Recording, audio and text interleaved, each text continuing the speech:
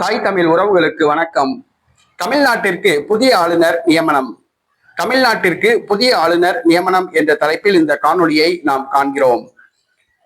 2026 தமிழக சட்டசபை தேர்தல் இன்னும் ஒரு சில மாதங்களில் நடைபெற உள்ளது. விரைவில் தேர்தல் தேதி அறிவிக்கப்பட உள்ளது. இந்த சூழ்நிலையில் தமிழ்நாட்டின் ஆளுநரை மாற்ற மத்திய அரசு முடிவு செய்துள்ளது. தற்பொழுது பாஜகவை சார்ந்த பீகார் மாநிலத்தை சார்ந்த முன்னாள் IPS அதிகாரி RN ரவி கவர்னராக உள்ளார். அவருடைய பதவி காலம் முடிவடைந்து விட்டது. அவருக்கு பதிலாக வேறு ஒருவரை நியமிக்க முடிவு செய்துள்ளது.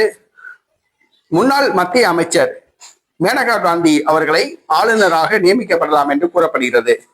இவர் முன்னாள் பிரதமர் இந்திரா காந்தி அவர்களுடைய இரண்டாவது மகன் சஞ்சய் காந்தி அவர்களுடைய மனைவி ஆவார். இவர் VP சிங், சந்திரசேகர், வாஜ்பாய் மற்றும் நரேந்திர மோடி அமைச்சரவைகளில் மத்திய அமைச்சராக பணியாற்றியவர். இவருடைய மகனும் பாராளுமன்ற உறுப்பினராக பதவி வகித்தவர். தற்பொழுது மேனகா காந்தி பாஜகவில் உள்ளார். உத்தரப்பிரதேச மாநிலம் சுல்தான்பூர் தொகுதியில் வழக்கமாக தேர்வு செய்யப்படுவார். தற்பொழுது மேனகா காந்தி தமிழ்நாட்டின் ஆளுநராக நியமிக்கப்படலாம் என்று பேச்சுக்கள் வருகின்றன. விரைவில் இந்த அறிவிப்பு வெளியாகும் என்று கூறப்படுகிறது.